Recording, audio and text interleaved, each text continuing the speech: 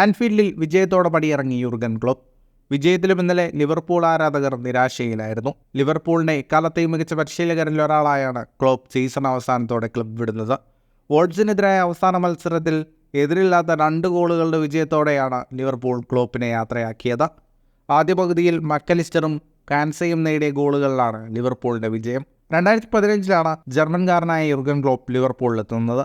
18-19 സീസണിൽ ഏറെക്കാലത്തിനു ശേഷം ലിവർപൂളിനെ ഒരു കിരീടത്തിലേക്ക് നയിക്കാൻ ക്ലോപ്പിന് കഴിഞ്ഞു, അതും യുവേഫ ചാമ്പ്യൻസ് ലീഗ് വിജയത്തിലേക്ക്. തൊട്ടടുത്ത സീസണിൽ ലിവർപൂളിന്റെ ചരിത്രത്തിലെ ആദ്യ പ്രീമിയർ ലീഗ് കിരീട നേട്ടത്തിലെത്തിച്ചു. അതേ സീസണിൽ തന്നെ FIFA club world cup, UEFA super cup വിജയത്തിലേക്ക് ലിവർപൂളിനെ നയിച്ചു. ഇതുകൂടാതെ ഒരു FA കപ്പും 2 ലീഗ്സ് കപ്പ് കൂടി ക്ലോപ്പ് ലിവർപൂൾ ഷെൽഫിലെത്തിച്ചു. ആകെ 8 കിരീടങ്ങൾ. 489 മത്സരങ്ങളാണ് ക്ലോപ്പിന് കീഴിൽ ലിവർപൂൾ കളിച്ചത്.